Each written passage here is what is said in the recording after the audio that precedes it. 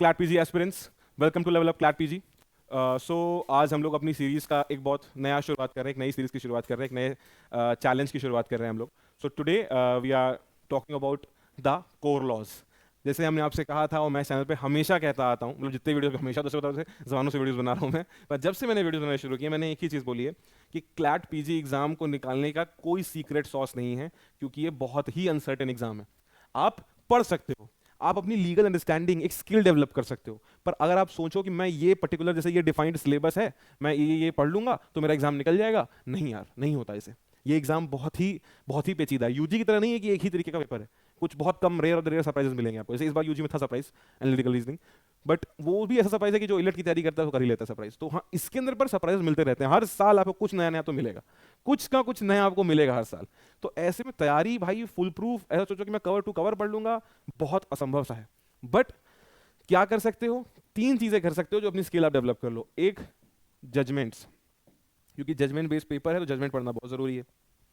दूसरा, आपका core laws, ठीक है, जो कोर लॉज है तुम्हारे सबसे इंपॉर्टेंट लॉज, चाहे वो जूरिस हो, चाहे वो, वैसे मैंने एक वीडियो बनाया है क्लैट पीजी सिलेबस का, तो उसमें अच्छे से बताया कोर लॉज कौन से।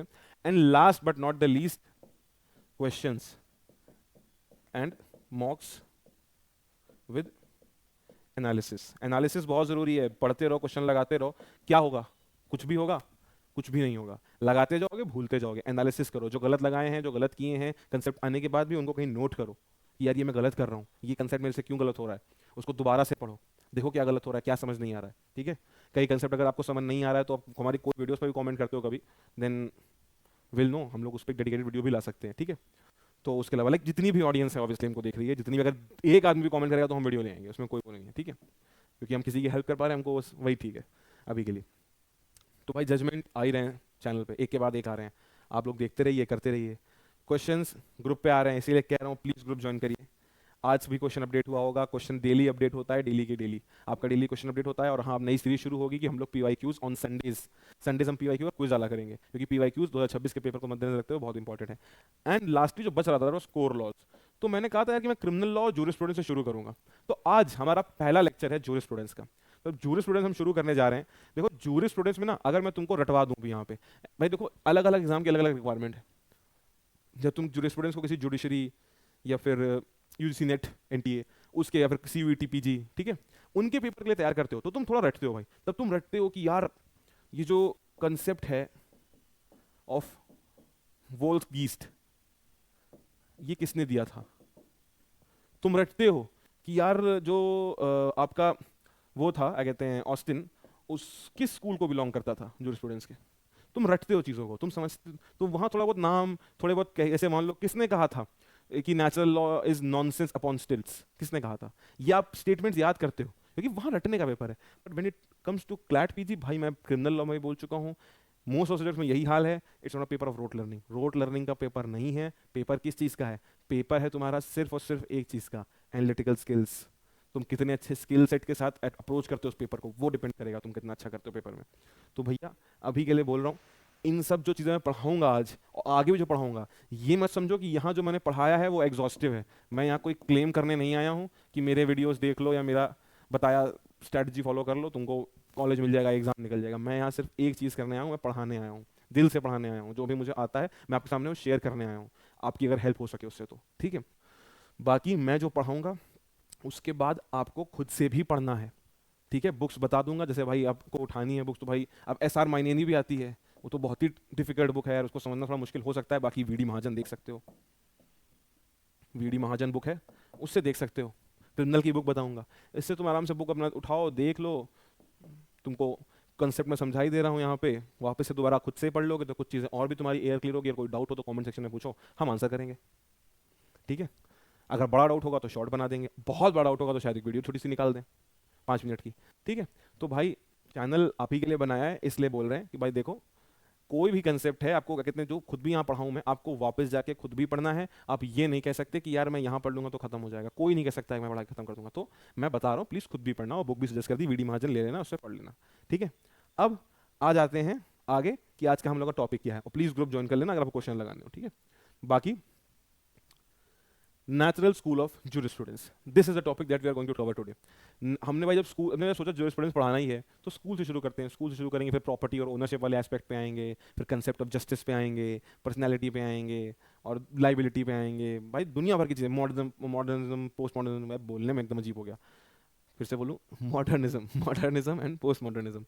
बताओ बोलने में इतना टफ है, जब पढ़ाऊंगा तब क्या होगा, वहाँ तो मुझे वीडियो में कितनी बार बोलना पड़ेगा कंसेप्ट को, ठीक है।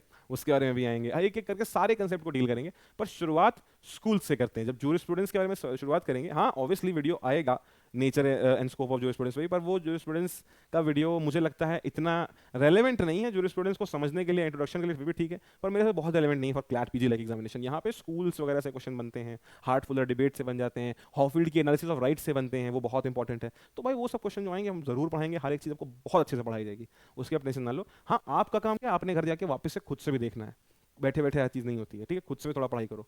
आपको अगर टीचर पढ़ा रहा है तो आपका काम है कि हम खुद से भी देखें, थोड़ा अपने आप भी ऐड करें नोट्स में। अगर कोई प्रॉब्लम है, कोई इशू है तो हम टीचर से पूछें, ठीक है। वही चीज़ जो बचपन में सिखाई जाती थी हम लोगों को, बचपन में सीखते नहीं थे, पर अब सीख लो, बचपन नहीं है, बड़े हो गए हो। तो भाई आज का concept natural school of jurisprudence. देखो यार, जब हम बात करते हैं नेचुरल स्कूल ऑफ जूरिस्प्रूडेंस, इसको तुम अगर समझो तो नेचुरल स्कूल ऑफ जूरिस्प्रूडेंस जो है वो है one of the oldest and most influential school of legal thought. ये क्यों बोला था कि जब नेचुरल स्कूल ऑफ जूरिस्प्रूडेंस आया, it was the first thing, like people जो फर्स्ट ऑफ द जूरिस्ट जिन्होंने शुरुआत की थी इसकी, ठीक है। ये सोक्रेटिस के टाइम से चला आ रहा है, 399 बीसी से पहले, समझे। तो बहुत ही पुराना है नेचुरल स्कूल ऑफ जूरिस्प्रूडेंस। इनका जो कंसेप्ट है, इनको बेसिकली ये बोला था कि ये लोग नेचुरल लॉ थ्योरी के मतलब जेनेसिस से हुई। नेचुरल लॉ थ्योरी क्या है, जैसे जो हमारा दुनिया में रूल है, जो रूल्स हैं दुनिया में, वो रूल्स आए हैं यूनिवर्सल कंसेप्ट के तहत, मतलब वो चेंज नहीं हो सकते, वो यूनिवर्सली एप्लीकेबल है रूल्स जो हैं, और वो आए हैं बाया डिवाइन इंटरवेंशन। किसी डिवाइन पावर से वो रूल्स हमको मिले हैं और वो रूल्स सब पे अप्लाई होंगे। No single human being is like exempted from those rules. आप सब पे वो रूल अप्लाई होंगे, कोई फर्क नहीं पड़ेगा कि आप कहाँ रहते हो, किधर रहते हो, किससे बात करते हो, किससे मिलते हो, आप पे वो रूल अप्लाई होंगे कि वो यूनिवर्सल कंसेप्ट है और डिवाइन इंटरवेंशन से मिले हैं। इसलिए वो रूल्स हमारे लिए सबसे ज्यादा सैक्रोसैंक्ट हैं। तो भाई देखो बोला भी गया है, डिवाइन एंड यूनिवर्सल ट्रुथ, ठीक है। अब देखो इस जो स्कूल की हम लोग बात करते हैं, इसका जो प्रॉपर कंसिडरेशन है वो एक ही है, और जिस पे आगे डिबेट भी बहुत बड़ी हुई है। जब हम लोग नेचुरल स्कूल पढ़ेंगे तब समझाऊंगा डिबेट, और हम लोग अच्छे से समझेंगे लॉ एंड मोरालिटी को। पर इनके हिसाब से लॉ, ठीक है, इज डिराइव्ड फ्रॉम मॉरल्स। इनका एक ही कंसेप्ट है, जो लॉ है वो मॉरल्स से डिराइव किया गया है। अब मॉरल्स की हिंदी मेरे को आनी रही है इस समय, ठीक है। मॉरल्स से डिराइव किया गया है। अब मॉरल्स से डिराइव किया गया, इसका एग्जांपल कैसे आप समझ सकते हो। अगर हम लोग नेचुरल स्कूल का एग्जांपल है, जैसे आप देखो चोरी करना मॉरली रॉन्ग है, आपने किसी का सामान चुराया, गलत बात है। आप किसी दूसरे की बहन बेटी पे गलत नजर डालते हो, वो गलत बात है। तब ऐसी चीजें आप करते हो तो उसके लिए लॉ बना हुआ है, 354D स्टॉकिंग, ठीक है। अब शायद से वो if I am not wrong 79 में हो गई है बीएनएस की स्टॉकिंग, ठीक है। तो स्टॉकिंग का रूल बना हुआ है, थेफ्ट है 303 में, ठीक है, बीएनएस के, जो 378 में थी आईपीसी के। तो थेफ्ट है, स्टॉकिंग है, इन सब के रूल बने हुए हैं। और ये रूल जो लॉ बने हुए हैं, अभी पॉजिटिव स्कूल जो सुनाऊंगा तो बहुत मजा आएगा, काफी लोगों को इन लोगों में कंपटीशन है, पॉजिटिव स्कूल से बहुत दुश्मनी है इनकी, ठीक है, 36 का आंकड़ा टाइप। तो होता क्या है कि ये जो है कहते हैं लॉ है तुम्हारा, यहाँ पे कहते हैं नेचुरल स्कूल वाले बोलते हैं कि कोई भी लॉ जो बनता है वो मॉरल्स से ही इजाद हुआ है। मॉरल्स ना हो तो लॉ कुछ नहीं हो, लॉ मॉरल से ही बनता है, मॉरल्स के थ्रू ही बनता है। बार बार इसलिए बोल रहा हूं ताकि मन में बिठा लो, ये इसकी सेंट्रल थीम थी।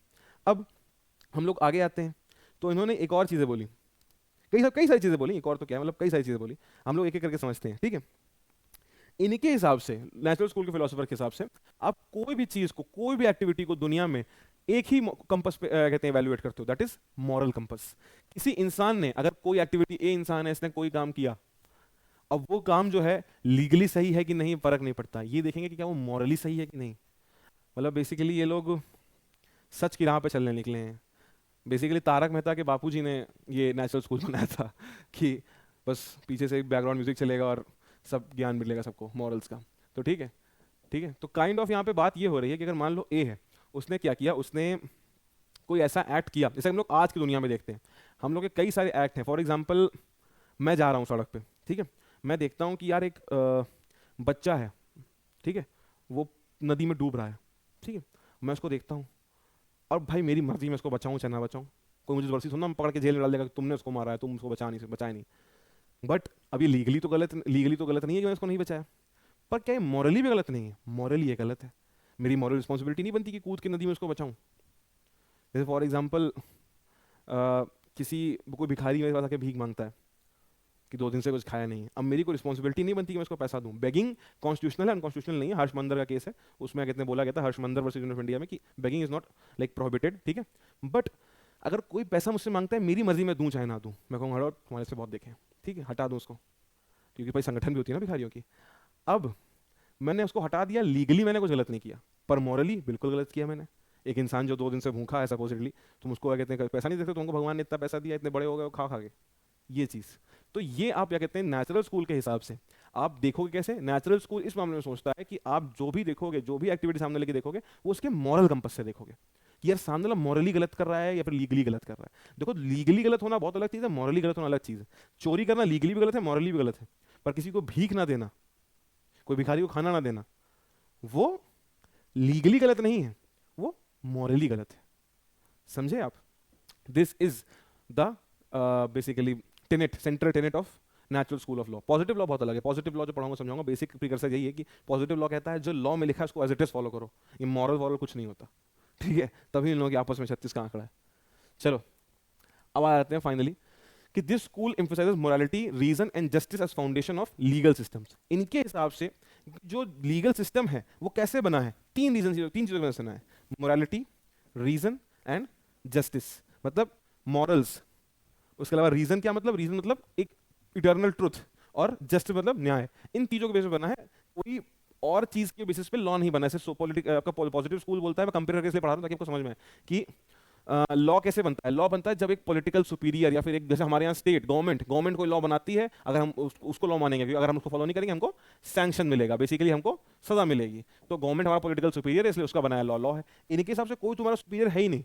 लॉ आया है डिवाइन इंटरवेंशन से, भगवान जी आए, तुमको लॉ दे गए, तुमको मॉरल समझा गए, तो अब मॉरल्स के बेसिस पे लॉ बना हुआ है। जो भी मॉरली गलत है वो लॉ के विरुद्ध है, जो कि मॉरली सही है वो लॉ के हिसाब से भी सही है। तो लॉ और मॉरल्स एक ही हैं। जब भी जो लॉ बना है इस लीगल सिस्टम में, मोरालिटी, रीजन और जस्टिस के बेसिस पे बना है। This is the coordinate of आपका नेचुरल लॉ स्कूल। अब मैं आपको समझा देता हूं एक और चीज।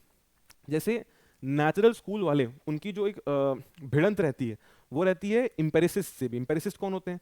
इंपेरिसिस्ट वो होते हैं, रुको बताता हूं।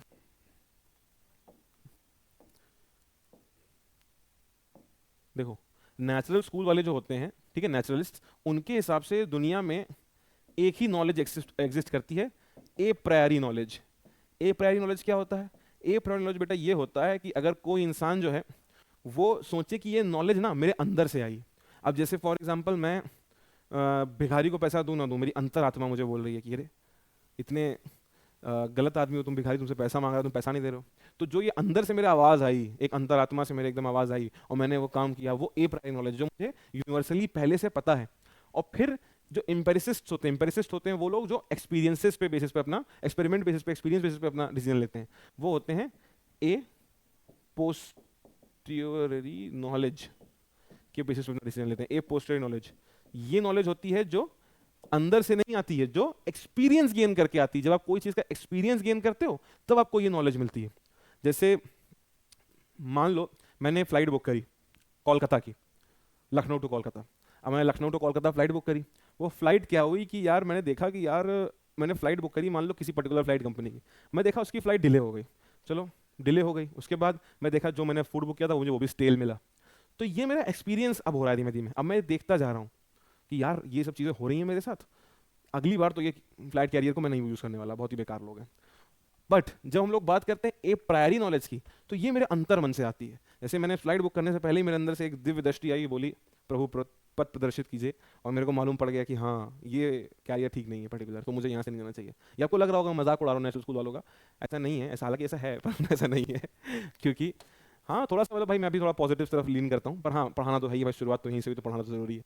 तो हाँ ए प्राइमरी, इनके हिसाब से दुनिया में हर चीज़ जो, हर फैक्ट जो हमको मालूम है वो ए प्राइमरी नॉलेज से आया है, ए पोस्टरी नॉलेज से कुछ भी नहीं आया है, ठीक है। और पॉजिटिविस्ट और एम्पेरिसिस्ट बोलते हैं कि जितनी भी चीज़ें वो ए पोस्टरी नॉलेज से आई हैं, एक्सपीरियंस से आती हैं, आप खुद से नहीं कर सकते कोई चीज़। चलिए आपको समझ में आ गया, नेचुरल लॉ स्कूल के कुछ टेनेट समझ में आ गया आपको। अब आते हैं हम लोग आगे। सबसे बड़ा इनका जो क्रीड की आपका की टेनेट है वो है, भाई देखो मैं एक एक करके सारी चीज़ें पढ़ाता जाऊंगा, फीचर्स, कोर प्रिंसिपल्स, क्रिटिसिज्म, फिर मैं इसके प्रोपोनेंट्स पढ़ाऊंगा आप लोगों को। प्रोपोनेंट्स पढ़ाऊंगा तो फिर कुछ उनकी डिबेट्स पढ़ाऊंगा, उनके फिलोसफी पढ़ाऊंगा, तो आपको अच्छे समझ में आ जाएगा कि है क्या नेचुरल लॉ स्कूल। चलो अब आते हैं की फीचर्स में। इनका पहला की फीचर है यूनिवर्सैलिटी। मैंने क्या बोला था, इनके हिसाब से डिवाइन लॉ या नेचुरल लॉ है वो सब पे अप्लाई हो रहा है। अगर देश में सब पे, दुनिया है सही है, दुनिया में सब पे अप्लाई हो रहा है। कोई ऐसा इस दुनिया में ऑर्गेनिज्म ही नहीं है जिस पे वो अप्लाई नहीं हो रहा। Universal principle. आप खुद सोचो कितना प्रैक्टिकल है। आप आज के समय में देखिए, इन इंडिया जो हमारी इतनी डाइवर्स कंट्री है, उसके अंदर ही आप बॉर्डर चेंज करेंगे। हाँ माना हमारा सेंटर काफी स्ट्रांग है, फेडरलिज्म उतना स्ट्रांग नहीं है, मतलब फिर भी मेजर्स जो गवर्न की जाती है सेंटर के थ्रू की जाती है, फिर भी आपको दो स्टेट के डिफरेंट लॉज देखने को मिल सकते हैं। जैसे example low, transfer of property act, TPA, वही पढ़ाऊंगा क्लैट पीजी के लिए, बहुत इंपॉर्टेंट है। 2026 का में पेपर आया था क्वेश्चन उसका, मॉर्गेज का, तो वही पढ़ाऊंगा अच्छे से। तो हाँ भाई, जैसे ये है टीपीए। अब टीपीए पूरे इंडिया में अप्लाई होता है सिवाय स्टेट ऑफ पंजाब। पंजाब और हरियाणा में, हाँ वहाँ पर नहीं होता, पंजाब में नहीं अप्लाई होता। क्यों नहीं होता? वहाँ पे आज भी rules of equity, justice and good conscious लगते हैं। तो ये डिफरेंस मेक किया गया। अब वो डिफरेंस कुछ भी रीजन की वजह से मेक किया जा सकता है। आप उसकी बात कर रहे हो, मान लो आप यूएस की बात करते हो, चलो हम लोग भाई दुनिया में यूएस भी तो है। यूएस में दो स्टेट है, मान लो एक वर्मोंट है और एक कलमजू है, ठीक है। अब कलमजू में मान लो कोई लॉ बनता है कि वहाँ पे उन्होंने बोल रखा है कि, मैं एग्जांपल दे रहा हूँ सिर्फ, कि अबॉर्शन इलीगल है, या फिर इलिनॉय है, इलिनॉय बोल रखा है उन्होंने अबॉर्शन इलीगल है, बट वर्मोंट बोलता है अबॉर्शन लीगल है, ठीक है। अब वो कुछ भी रीजन की वजह से चेंज हो सकता है उनका लॉ। उनका भाई मॉरली अगर हम लोग देखें तो मॉरली तो अबॉर्शन इलीगल होना चाहिए, अबॉर्शन होना नहीं चाहिए मॉरली। और भाई ये भी मेरे मॉरल्स बोल रहे हैं, क्या पता उन लोग के मॉरल्स कुछ और बोलते हो। मॉरल भी तो कोई डिफिनेट नहीं है ना भाई। भाई मेरे लिए, जैसे भाई तुम इंडिया में हो, तुम्हारे मॉरल्स अलग होंगे, यूएस में तुम्हारे मॉरल्स अलग होंगे। तो हाँ, बेसिकली मॉरल्स के बेसिस पे लॉ को जज करना थोड़ा डिफिकल्ट है। ये बार बार वीरेंद्र का पॉजिटिव बाहर आ रहा है, बट सच्चाई यही है कि हाँ, इनके हिसाब से ये जो लॉ अलग अलग, जैसे हमारे इंडिया, मतलब इंडिया में है, यूएस वगैरह में है, कई रीजन की वजह से हो सकते हैं। मान लो इलिनॉय ने देखा कई सारे फेक अबॉर्शंस होते थे तो उन्होंने रोक दिया अबॉर्शन को, मतलब कई सारे, मतलब फोर्स अबॉर्शंस। वर्मोंट में ऐसा कोई रिपोर्ट नहीं थी तो उन्होंने नहीं रोका हुआ, उन्होंने लीगल कर रखा है। तो अलग अलग जगह पे अलग अलग लॉ होते हैं। तो आप एक यूनिवर्सल लॉ हर सिचुएशन पे, हर आदमी पे अप्लाई नहीं कर सकते। अगर यूनिवर्सल लॉ अप्लाई होने लगा तो रिजर्वेशन भी खत्म हो जाएगा। बोलेगा अरे सब पे तो एक ही लॉ लगना चाहिए, कौन डिफरेंट है? कोई फिर इक्वालिटी एकदम फैलेगी, एक्विटी नहीं होगी। एक्विटी मतलब सब्सटैंटिव इक्वालिटी। अगर किसी इंसान को रिजर्वेशन मिल रहा है, मतलब उसको इतने समय तक वो पिछड़ा रहा है, तब उसको रिजर्वेशन मिल रहा है ताकि वो बराबर आ सके। इसे कहते हैं इक्विटी। हर जगह इक्वालिटी नहीं चलती। तो पहला तो इनका कहते हैं कंसेप्ट है कि भाई यूनिवर्सैलिटी, ये लॉ जो है सब पे अप्लाई होगा। मैं बीच में क्रिटिसाइज भी करता जा रहा हूँ उन लोगों को, पर चलो आते जाते हैं, ठीक है। मैं थोड़ा हूँ भाई, मतलब एंटी रिलीजन टाइप आदमी, पर चलो ठीक है, आते हैं मॉरल बेसिस पे। चलो, इनका मैंने आपको पहले ही बोला था कि लॉ जो होता है वो मॉरल से रिज्यूम करना चाहिए, लाइक मॉरल्स को एकदम बिल्कुल वो करना चाहिए, सिंक में आना चाहिए, पैरी पास होना चाहिए। अगर लॉ जो है, मान लो कोई लॉ बनाया गया है, फर्ज करो कि हम लोग दिवाली पे पटाखे हमेशा के लिए बैन कर देंगे, लाइक बिल्कुल फटना नहीं चाहिए पटाखे, चाहे कुछ भी हो जाए, ठीक है। या होली पे रंग बैन हो जाएगा, इस तरह कोई लॉ बन जाता है, बिजार है पर एग्जांपल ले रहा हूँ। अगर ऐसा कोई लॉ बन जाता है, उसके बाद क्या होता है, उसके बाद बोलते हैं कि पर ये लॉ मॉरली राइट है कि नहीं। आप कोई भी लॉ बनाओ, जैसे अभी 3 ईयर का जजमेंट आया जुडिशरी एस्पिरेंट्स के लिए, क्या वो मॉरली राइट है कि नहीं। आप हर लॉ को एक ही बेसिस पे चेक करोगे कि वो मॉरली राइट है कि नहीं। ये इनका दूसरा फीचर है। तीसरा feature, reason as a tool. इन्होंने बोला है कि ह्यूमन रीजन जो है वो सबसे ज्यादा इंपॉर्टेंट है। वो आपको ह्यूमन रीजन जो है वो सबसे ज्यादा सही तरीके से चीजों को डिस्कवर करने में हेल्प करता है। एक इंसान की जो एक प्रायरी नॉलेज होती है, जो उसके अंतर मन से आवाज आती है, वो उसको दुनिया भर की हर चीज के बारे में बता सकती है। ये इनका क्या कहते हैं, सब तीसरा टेनेट है। और चौथा टेनेट इनका हायरार्की ऑफ लॉज। इनके हिसाब से जो नेचुरल लॉ होता है और जो मॉरल लॉ होता है, वो बेसिकली सबसे सुपीरियर होता है। वो जो होता है आपका क्या कहते हैं, मतलब बाकी सारे लॉज जो होते हैं आपके, उनसे काफी सुपीरियर होता है, क्योंकि वो मॉरल लॉ जो होता है वो डिवाइन हाई रीजन की वजह से बना है, डिवाइन रीजन की वजह से बना है, डिवाइन इंटरवेंशन। प्रभु आए और पथ प्रदर्शित कर गए, तो इसलिए वो बना है, तो इससे सबसे ऊपर होता है। तो ये इनका तीसरा क्या कहते हैं, चौथा सॉरी, इनका की फीचर है। ये तो होगा इनके की फीचर। अब आते हैं कोर प्रिंसिपल्स पे, एक एक करके समझेंगे, ठीक है। पहले इनके कोर प्रिंसिपल्स देखेंगे, फिर क्रिटिसिज्म देखेंगे, फिर उसके बाद हम लोग इनके जो फिलोसोफर्स रहे हैं उनके बारे में बात करेंगे। कि फिलोसोफर्स को समझोगे तो तुमको समझ में आएगा कि हाँ यार, मैं कहना क्या चाह रहा था तुझे से, मैं तुम लोगों को क्या समझाना चाह रहा था। भाई जो ये हायर लॉ की डॉक्ट्रिन है उसको समझो, ठीक है। एक मिनट पानी पी लूं मैं।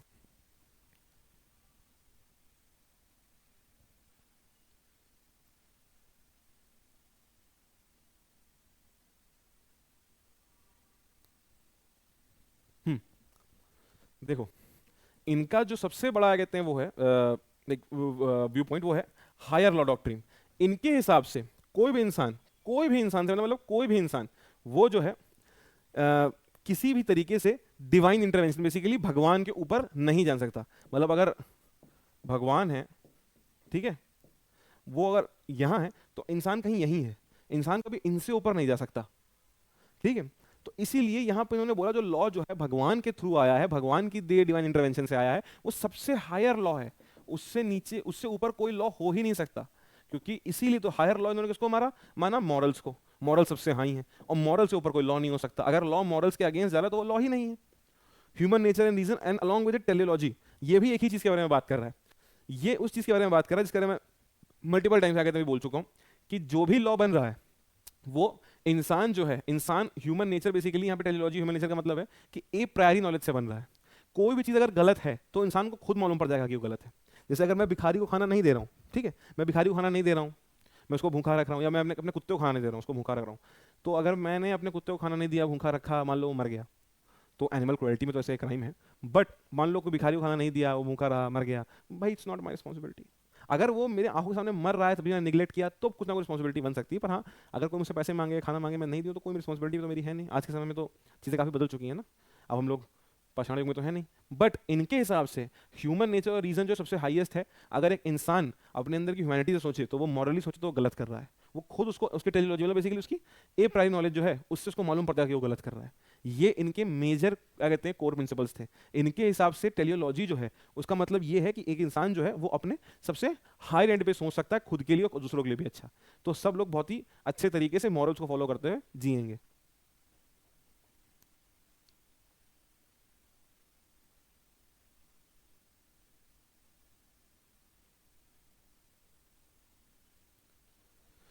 ओके, चलो अब आ जाते हैं क्रिटिसिज्म पे, जो कि भर भर के हैं। सबसे पहला क्रिटिसिज्म,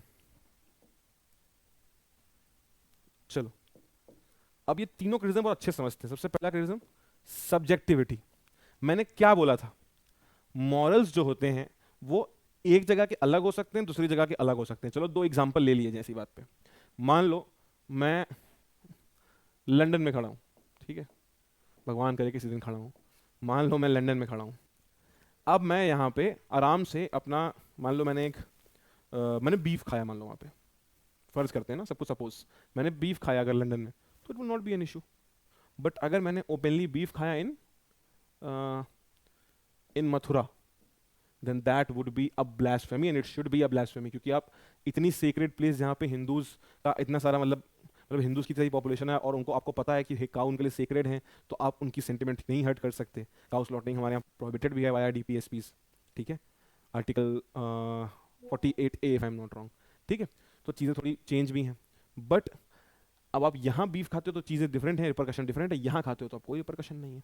जैसे अब लंदन में अब मैंने हैम बर्गर खाया तो उसका कोई रिपरकशन नहीं है। पर अगर यही मैं हैम बर्गर जो पोर्क होता है या सुअर का मांस होता है उसको कहाँ खाता हूँ, उसको मैं खाता हूँ इन रियाद, तब वहाँ मुझे रिपरकशन झेलने पड़ेंगे क्योंकि वहाँ it's a Muslim majority country and Muslims में पोर्क खाना अलाउड नहीं होता है। तो इसलिए मॉरल्स की कोई प्रॉपर एक डेफिनेशन है ही नहीं। और भाई इसका जो इंपैक्ट होता है सिर्फ ज्योग्राफिकल बाउंड्रीज का नहीं होता। एक इंसान के मॉरल जो है सिर्फ ज्योग्राफिकल बाउंड्रीज नहीं, टाइम के साथ भी बदलते हैं। आप 377 की बात कर लो, एक जमाना था वो मॉरली रॉन्ग कहा जाता था कि भाई 377 मतलब सेम सेक्स कपल अगर इंटरकोर्स में एंगेज हो रहे हैं तो वो कितना मॉरली गलत है। अब फिर बाद में देखो समय बदला, वही सेम ज्योग्राफिकल एरिया में वो मॉरल्स बदल गए तो वो लॉ भी हटा दिया गया। तो मॉरल्स की कोई डेफिनेशन नहीं है। मेरे लिए कुछ इमोरल हो सकता है, तुम्हारे लिए कुछ इमोरल हो सकता है।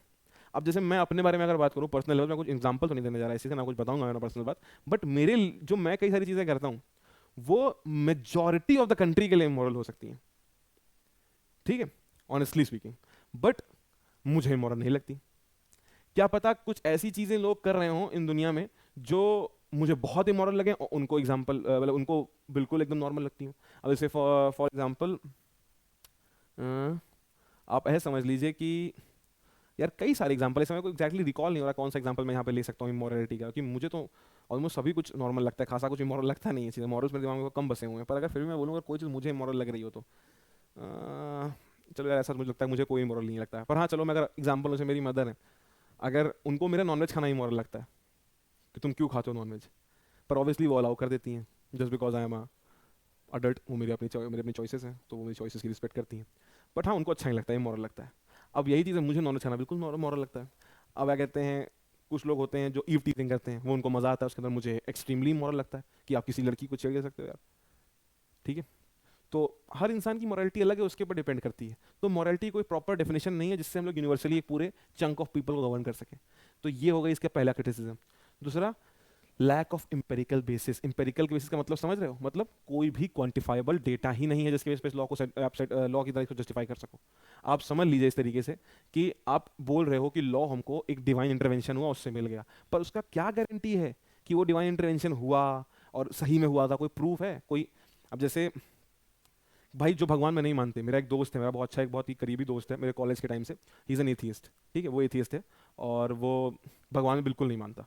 अब मैं उससे पूछता हूँ कभी कभी बैठ के कि भाई तुम क्यों नहीं मानते हो भगवान में?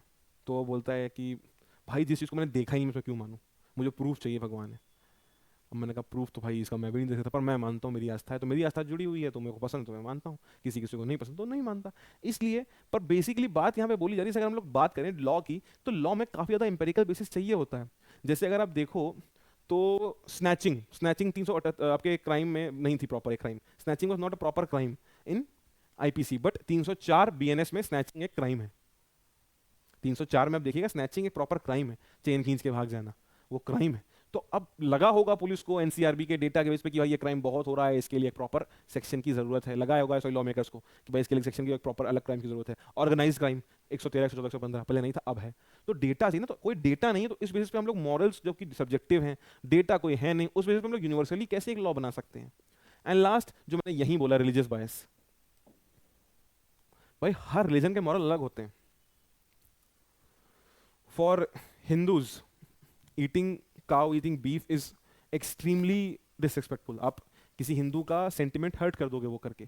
But for Muslims it's a very normal day, like कुछ भी फर्क नहीं पड़ेगा उनको। But for Muslims eating ham, eating pork, eating bacon is a problematic thing, but Hindus को आएगा उससे कोई फर्क नहीं पड़ेगा, खाने को खाते रहो। तो भाई हर रिलीजन की अपने मोरालिटी है। फॉर क्रिश्चियंस मतलब वो वाइन चढ़ाते हैं अपने भगवान के आगे, पी के मैंने एक सीन देखा था 2014 में मूवी में, मैं क्लास 9 में था। उसके पहले भाई हिंदूज जो होते हैं उनमें शराब और सॉरी हिंदू मुस्लिम्स में शराब और मदिरा बैन होती है। तो भाई हर रिलीजन की अपनी मॉरलिटी है। आप ऐसा लॉ कैसे बना सकते हो जब जितने सारे रिलीजन है कि सबको गवर्न कर सके यूनिवर्सली? तो ये तीसरा सबसे बड़ा क्रिटिसिज्म था।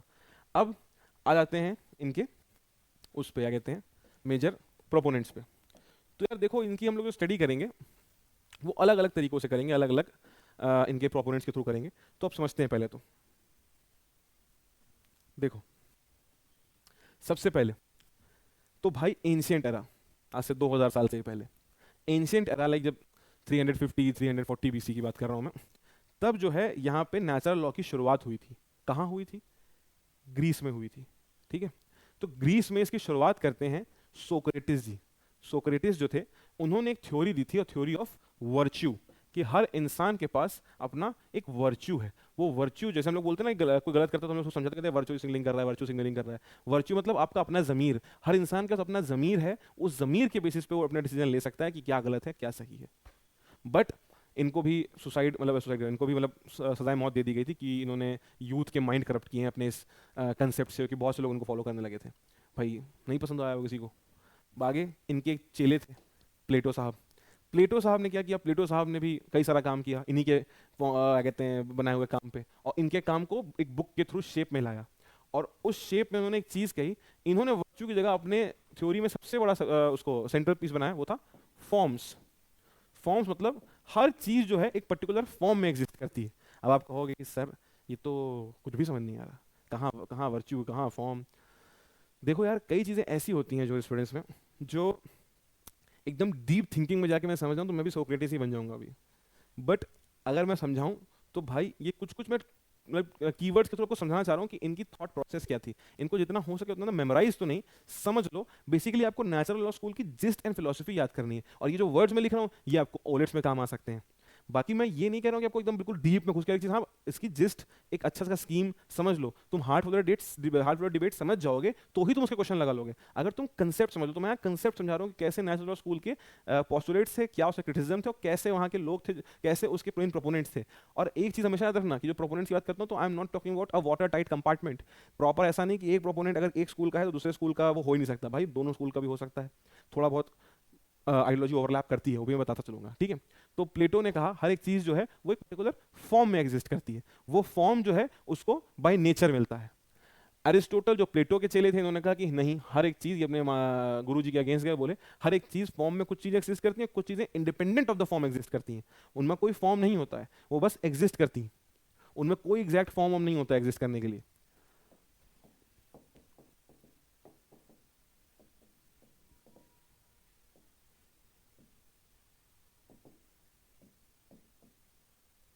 ठीक है।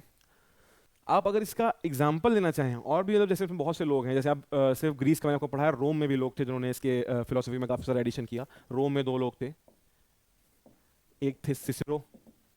सिसरो ने क्या बोला था? सिसरो ने एक बात बोली थी कि जो लॉ है वो हाईएस्ट रीजन है, उसको हमेशा फॉलो करना चाहिए, लॉ से ऊपर कुछ नहीं होता। ठीक है, लॉ जो है हाईएस्ट रीजन है, that is implanted in the system, it should be followed. फिर थे जेनो। जेनो से आप लोगों को एक चीज, एक पर्टिकुलर आप लोगों ने आजकल कंसेप्ट देखा होगा, स्टोइसिज्म, स्टोइक होना, कि मैं बहुत स्टोइक नेचर का इंसान हूँ, मुझे ज़्यादा फर्क नहीं पड़ता। तो स्टोइसिज्म की जो जेनेसिस हुई थी, मतलब जिन्होंने शुरू किया था वो जेनो ही थे। तो जेनो ने ही स्टोइसिज्म का कंसेप्ट शुरू किया था और लॉ को 3 हिस्सों में बांट दिया था, civil law, natural law and international law. तो जेनो भी क्या कहते हैं आगे जाके इसके बहुत बड़े फिलोसोफर बने थे और बोले थे कि हम लोगों को एक स्टोइक एटीट्यूड रखना चाहिए अपना, ठीक है, और we should not be like get carried away with things that are happening around us. तो जेनो भी क्या कहते हैं एक बहुत ही फेमस फिलोसोफर थे इसके, इसी स्कूल के, नेचुरल स्कूल के, उन्होंने स्टोइसिज्म दिया था। स्टोइसिज्म क्या होता है इसके लिए अलग से वीडियो लगेगा, बट हाँ आप कहोगे तो बना देंगे। फिलहाल आप स्टोइसिज्म अगर ऊपर ऊपर समझना चाहते हो तो प्लीज़ भाई देख लेना यार स्टोइसिज्म क्या होता है। चलो अभी आ गया होगा कि आपको समझ में कि कौन कौन इसके फिलोसोफर थे एंशिएंट पीरियड में। आगे मेडिवल पीरियड आता है, एक एक करके समझते हुए चलते हैं। रुको चलो यार, मैं नोट पैड खोलता हूँ, उस पर समझाता हूँ आपको। वैसे इसमें लिखा ही हुआ है, वैसे तो इसी समझा देता हूँ। चलो, जैसे मेडिवल पीरियड में, ठीक है, इनके जो फिलोसोफर थे वो थे Saint Thomas Aquinas. Thomas Aquinas ने एक बुक भी लिखी थी, सुमा समा थियोलॉजिका। इन्होंने बोला था, इन्होंने बहुत ही रिलीजियस एंगल दिया था इसको। उन्होंने बोला था कि जो फेथ है, फेथ मतलब आपका रिलीजन, आपकी फेथ कुछ भी हो सकती है, मुस्लिम, हिंदू, सिख, ईसाई, ज़ोरास्ट्रियन, कुछ भी, और रीजन मतलब universal truth, universal law, natural law. उसके बीच में उन्होंने गैप ब्रिज किया था और बोला था कि जो नेचुरल लॉ है, जो लॉ है बेसिकली, वो चर्च बेसिकली फेथ जो है, क्योंकि ये सेंट्स थे, उन्होंने कहा था जो लॉ है वो चर्च के बनाए हुए रूल्स के हिसाब से बनना चाहिए और गवर्न होना चाहिए। इन्होंने कहा कई सारे लॉ हैं भाई, आपके ह्यूमन लॉ है, गॉड्स लॉ है, डिवाइन लॉ, नेचुरल लॉ, पर जो आपकी लॉज हैं वो चर्च के प्रिंसिपल, फेथ के प्रिंसिपल के अगेंस्ट नहीं जा सकते। और इन्होंने एक और चीज बोला था कि justice, equity and good conscious का जो कंसेप्ट है वो हमारे कहते हैं उसमें कंट्री में, हमारे जो भी लॉ मेकिंग सिस्टम है उसमें इम्बाइब होना चाहिए। अब जैसे justice, equity, good conscious, natural justice, अब ये सब चीज़ें आप देखते हो तो ये और कुछ नहीं है, ये यही सब चीज़ें हैं, जस्टिस, एक्विटी, गुड कॉन्शियस। अगर आप सिंपल लॉ की बात करो, लॉ जो है वो क्या बोलता है? इक्वालिटी। अब अगर एक आदमी ए है जो कि जनरल है, एक आदमी बी है जो कि एससी है, तो लोग कहें कि भाई इक्वालिटी है, तो इन दोनों अगर एक पर्टिकुलर जगह पे 200 नंबर का पेपर है, ठीक है, और उसमें कट ऑफ 140 है फॉर जनरल, तो एससी वाले कहेंगे तुम भी 140 लेके आओ भाई, इक्वालिटी तो उसको क्यों गलत हम लोग करें, उसके साथ इक्वालिटी। पर एक्विटी क्या होगी? हाँ, इसका कट ऑफ होगा 140 है, इसका कट ऑफ 114 हो। ये जो उसको 26 नंबर का एज मिला, क्यों मिला? ताकि उसका अपलिफ्टमेंट हो सके, क्योंकि उसका बहुत परसिक्यूशन हुआ है इन पास्ट। तो इसे कहते हैं इक्वालिटी के नहीं, इक्विटी करना। जो लिखा है, जो बराबर नहीं, जो सही है वो करना। तो जो सही है उसलिए यहाँ पे क्या कहते हैं करने के लिए हम लोगों ने एक सब्सटैंटिव इक्वालिटी का कंसेप्ट निकाला। तो ये सब जो ये एग्जांपल है इसके, आप क्या कहते हैं फेथ और रीजन में बेसिकली गैप ब्रिज होने के, और कई सारे एग्जांपल्स इसके साथ, ठीक है। तो उन्होंने ये इनका कंसेप्ट था सेंट थॉमस एक्विनास का। आगे आगे रुक जाओ, आगे मैं और आपको समझाता हूँ, रुको मैं व्हाइट बोर्ड एक बार खोलूँ तो अच्छे से समझाऊँ। आगे समझते हैं, रुको चलो।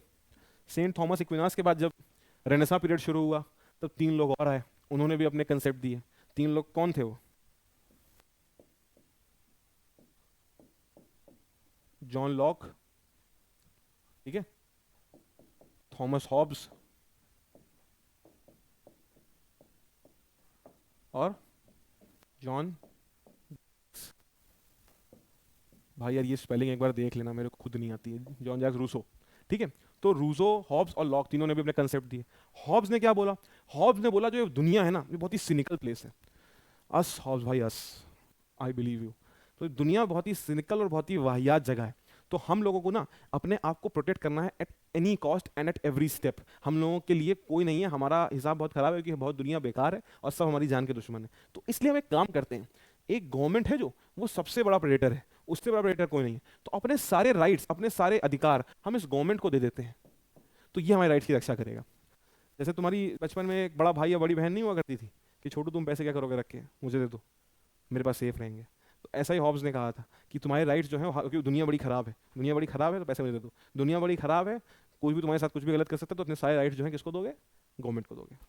इसके अपने डिसएडवांटेज बताते हुए जॉन लॉक ने इस पर क्रिटिक निकाला, बोला अगर अपने सारे राइट्स आप गवर्नमेंट को दोगे तो गवर्नमेंट अब्सोल्यूट हो जाएगी, और कोई भी पावर जो अब्सोल्यूट हो जाती है वो करप्ट हो जाती है, वो इतनी उस पर चेक बैलेंस नहीं होते हैं, वो करप्शन भी कर सकती है और गलत काम भी कर सकती है, आपके राइट्स का मिसयूज भी कर सकती है। तो इसलिए इन्होंने कहा कि गवर्नमेंट पे भी चेक्स एंड बैलेंस होने चाहिए। हाँ, आपने गवर्नमेंट को प्रोटेक्टर होना चाहिए ऑफ पीपल, बट गवर्नमेंट पे भी प्रॉपर चेक्स एंड बैलेंस होने चाहिए, चेक्स एंड बैलेंस होने चाहिए, और all rights must not be surrendered, सारे राइट सरेंडर नहीं करे जाएंगे, समझे। ये हो गई इनकी कही हुई बात लॉक की। अब जो जॉन जैक्स रूसो थे उनका बहुत अलग बात थी। उन्होंने बोला कि इन्होंने एक कंसेप्ट दिया था, एक थ्योरी दी थी, सबको ही बहुत पता होगी, जिनको नहीं पता हो तो बात ही लगे भाई, आप लोग सकता है अपनी पॉलिटिकल साइंस की क्लास में ढंग से बैठे नहीं थे, पढ़े नहीं थे। सोशल कॉन्ट्रैक्ट थ्योरी, इन्होंने कहा था कि जो सोसाइटी है, जो लोग हैं इन जनरल, वो एक दूसरे के साथ एक सोशल कॉन्ट्रैक्ट करते हैं। कॉन्ट्रैक्ट कैसा कॉन्ट्रैक्ट कि यार मैं तुम्हें कोई नुकसान नहीं पहुंचाऊंगा, तुम मुझे कोई नुकसान ना पहुंचाना, हम तुम्हें कुछ बुरा नहीं करेंगे तुम्हारा, तुम मेरा कोई बुरा मत करना, हम लोग साथ में एक दूसरे के बिना हार्म किए साथ में एकदम सम्मिलित रहेंगे। तो ये जो कॉन्ट्रैक्ट सोसाइटी करती है, तो ये सोसाइटी का आपस में कॉन्ट्रैक्ट है। जैसे एक जगह लोग क्या कहते हैं, बहुत सारे हैं, तो इस सबका आपस में कॉन्ट्रैक्ट है, गवर्नमेंट का इससे कोई लेना देना नहीं है।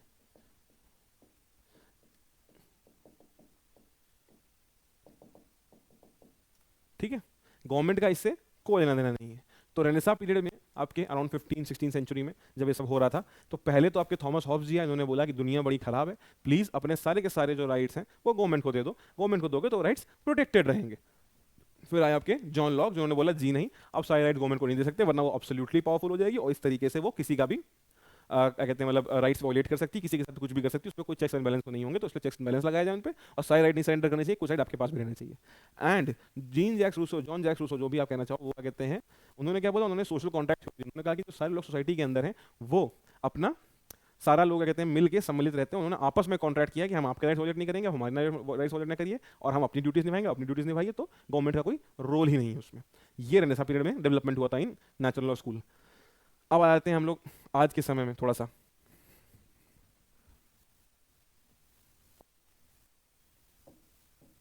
ठीक है, मॉडर्न पीरियड। ठीक है, मॉडर्न पीरियड में क्या हुआ। अब मॉडर्न पीरियड में देखो, अभी नेचुरल लॉ स्कूल के कोई बड़े फिलोसोफर तो नहीं है, पॉजिटिव लॉ के कई सारे रहे हैं, बट कई सारे ऐसे क्या कहते हैं मतलब फिलोसोफर्स हैं जिन्होंने अपने ओपिनियन दिए हैं नेचुरल लॉ स्कूल पे। जैसे अभी पॉजिटिव लॉ के एक फिलोसोफर थे एच एल ए हार्ट, वो कहते थे कि हाँ मॉरल्स ऐसा नहीं कि एग्जिस्ट नहीं करते, होते हैं, बट उनको वो एक चीज कहते थे कि यार ये मिनिमम कंटेंट ऑफ लॉ है, मतलब ये कभी लॉ नहीं बन सकता, ये मिनिमम कंटेंट है। उसके बाद और भी कई सारे लोग आए एच एल ए हार्ट के अलावा, जेरेमी बेंथम, जिनको कई कई लोग कंट्रोवर्शियली ये भी कहते हैं कि ओरिजिनल जो फाउंडर थे ऑफ पॉजिटिव लॉ स्कूल वो जेरेमी बेंथम ही थे, ऑस्टिन नहीं थे। बट हाँ, ऑस्टिन को बहुत लोग मानते हैं रियल फाउंडर, तो भाई फाउंडर तो अभी तो नहीं को कहा जाता है, पर हाँ जेरेमी बेंथम ने बोला था कि, जो मैंने भी बात बोली थी शुरुआत में, जेरेमी बेंथम ने बोला था कि नेचुरल लॉ या मॉरल्स जो हैं they are nonsense upon stilts, मतलब वो नॉनसेंस चीज़, ऐसा कुछ नहीं होता मॉरल लॉ जैसी चीज़ और डिवाइन जैसी चीज़ जो आगे दुनिया में लॉ दी जाएगी। और सेम चीज़ ऑस्टिन ने बोली थी, ऑस्टिन ने बोला था कि ये सब बोगस चीज़ है, मॉरल और कुछ नहीं होता, जो लॉ होता है एक पॉलिटिकल सुपीरियर का होता है, जो कमांड के थ्रू मिलता है, सैंक्शन के थ्रू इन्फोर्स किया जाता है। बट कई सारे जो फिलोसोफर्स थे, कई सारे जो लोग थे, कई सारे जूरिस्ट, उन्होंने इनको हार्मोनाइज करने की भी कोशिश करी। ठीक है, जैसे आप देखो प्रिंसिपल ऑफ नेचुरल जस्टिस है, ये कहीं ना कहीं मॉरल से इवॉल्व हुए हैं, ऑडी अल्ट्रम पाल्ट्रम एंड नमो जुडक्स इन कॉसस हुआ, मतलब ऑडी अल्ट्रम पाल्ट्रम, no one shall be condemned unheard, किसी भी इंसान को बिना सुने उसकी बात कहते हैं सजा नहीं दोगे। ये एक तरीके से कहीं ना कहीं नेचुरल लॉयर एक ह्यूमन रीजन की वजह से लॉ है, ह्यूमैनिटी की वजह से, कि आप किसी को सुने बिना उसको सजा नहीं दोगे। नेमो जुलियस इन कॉसास हुआ था कि कोई कोई जज, जिस क्या कहते हैं, कोई भी इंसान ऐसा एक जज नहीं बन सकता ऐसे केस में जहाँ वो खुद भी किसी भी तरीके से इन्वॉल्व है, पेक्यूनरी, फाइनेंशियली, या फिर तुम्हारा पर्सनली कैसे भी इन्वॉल्व है, सब्जेक्ट मैटर के तरीके से कहीं भी इन्वॉल्व है। बायस है, जब वो पढ़ूंगा जब एडमिनिस्ट्रेटिव लॉ, तब समझेंगे हम लोग इसको। तो हाँ, नेचुरल जस्टिस के जो कहते हैं प्रिंसिपल हैं, वो कहीं ना कहीं एक एग्जाम्पल है, जस्टिस इक्विटी गुड कॉन्शियस का जो प्रिंसिपल्स है वो एग्जाम्पल है कि वो हाँ कहीं ना कहीं बहुत ही मॉरली राइट है। तो वो मॉरल्स की वजह से इवॉल्व हुए हैं, तो मॉरल्स की वजह से इवॉल्व होने का मतलब वो कहीं ना कहीं नेचुरल लॉ से इवॉल्व हुए हैं, क्योंकि नेचुरल लॉ के हिसाब से मॉरल्स जो है वही बेसिस है लॉ का। अब जैसे क्या कहते हैं, जो मैं दो क्या कहते हैं यहाँ पे बताने जा रहा था लोग, ठीक है ठीक है। तो अब यहाँ पे जो पहले इंसान का नाम लेना था वो था स्टैमलर। ठीक है, स्टैमलर जो जूरिस्ट थे, इन्होंने क्या बोला,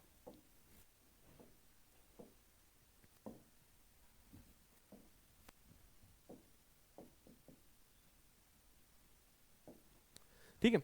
स्टैमलर ने बोला कि जो नेचुरल लॉ है वो और कुछ नहीं है, वो उसको हम लोग एक हाइब्रिड थ्योरी की तरह देख सकते हैं। हाइब्रिड थ्योरी मतलब उसको हम लोग हार्मोनाइज कर सकते हैं विद पॉजिटिव लॉ। कैसे? कि जो प्रॉपर इंपेरिकल डेटा वाली रिक्वायरमेंट्स होंगी, जैसे एनसीआरबी क्राइम के डेटा मांगती है, ठीक है, या सेंसस वगैरह में कोई डेटा होता है कि देखा जाए किस चीज़ के लिए कितनी जैसे एससीबीसीज बढ़ गए हैं तो उनका लाइक रिजर्वेशन सबसे एडजस्ट कर दो, या कुछ हिसाब से ऐसा ऐसे भाई डेटा के जो लॉ होते हैं वो अलग होते हैं। वो बेसिकली क्या होते हैं, वो आपके क्या कहते हैं, बेसिकली वो और कुछ नहीं, वो कंटेंट है।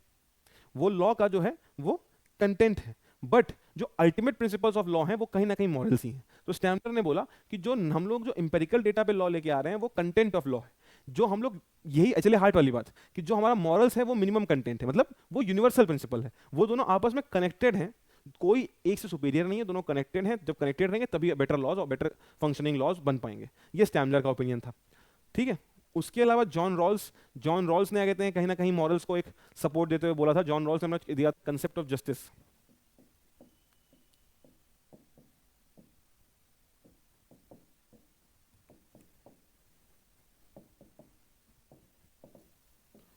इनके हिसाब से जस्टिस अचीव करने के लिए हर आदमी को एक चीज ओढ़नी पड़ेगी।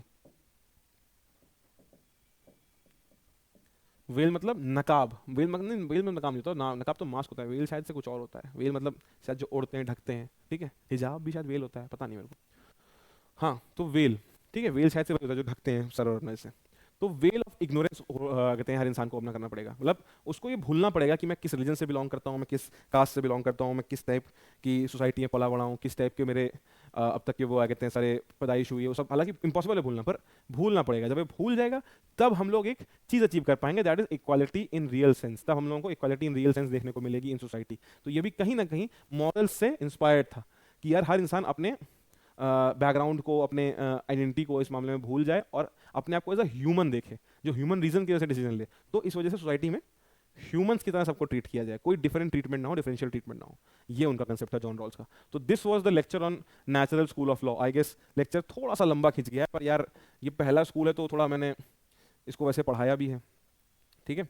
तो natural school of law I guess आज मैंने खत्म कर दिया है।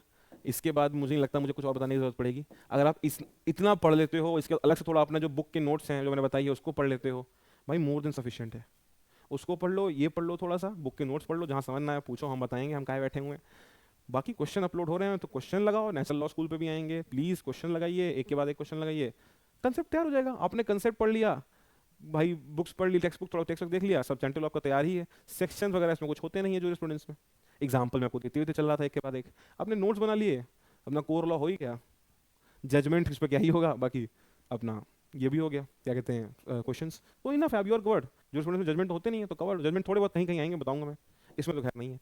सो प्लीज़ अगेन मैं बोलूँगा क्वेश्चंस लगाने बहुत ज़रूरी हैं इसको पढ़ो घर जाके जो बुक बताइए उससे, उसके बाद क्वेश्चन लगाओ। क्वेश्चन लगाने के लिए कहाँ आना है, इसी ग्रुप पे। तो प्लीज़ इस ग्रुप को ज्वाइन करिए, ज्वाइन करेंगे तो हम डेली क्वेश्चन तो डालते ही हैं, तो आप देखिए और लगाइए क्वेश्चन को भाई, बाकी तैयारी करिए पेपर की। और पेपर अभी तो लग रहा होगा कि बहुत दूर है, बहुत दूर है भाई, मालूम नहीं पड़ता, सटाक से पेपर आ जाता है एकदम ऐसे। तो प्लीज़ तैयारी अपनी चालू रखो, ढीले मत पड़ने दो, काम करो डेली के डेली, ठीक है। अब मैं श्वेतब गंगवार तो हूँ नहीं कि यहाँ पे बोलूँ उन लोगों से और मेरे भाई काम किया कि नहीं किया, बट जितना बता सकता हूँ काम करो डेली बेसिस पे। कोई भी दिन खाली नहीं रहना चाहिए, ताकि आपका जो मोमेंटम है वो ना ब्रेक हो। मोमेंटम बनाने की कोशिश करो पढ़ाई के मामले में, 2 घंटे 3 घंटे से बनाओ, बड़ा बड़ा कि 7-8 घंटे पे ले जाना, ठीक है। तो अभी के लिए मैं इतना कह सकता हूँ, प्लीज़ अपनी प्रिपरेशन चालू रखिए। ग्रुप पे भाई हम लोग जितना कर रहे हैं, ग्रुप आपके लिए नोटिफिकेशन बना दिया, ग्रुप के लिए बना दिया ताकि नोटिफिकेशन बता सकें। और भी कई सारे वीडियो वेंचर्स हम लोग शुरू करने, मतलब वेंचर्स तो क्या, मतलब कई सारी चीज़ों में हम लोग आपको जितना हेल्प कर सकते हैं प्रोवाइड करने की, वो करने की कोशिश कर रहे हैं। बाकी आपका सब चैनल भी शुरू कर दिया, उसके क्वेश्चन आपको ग्रुप पे मिलेंगे। तो प्लीज़ अगर आपको लेक्चर समझ में आया है, कुछ भी अच्छा लगा है, तो प्लीज़ सब्सक्राइब करिए चैनल को। क्योंकि हमको भी थोड़ा अच्छा लगता है कि कुछ लोग तो हमको फॉलो कर रहे हैं। बाकी मिलते रहेंगे, हम तो आते रहेंगे वीडियो बनाने। चलो ठीक है, तो this was the video. Thank you for watching, if you are watching, and please subscribe level up CLAT PG and keep preparing. All the best.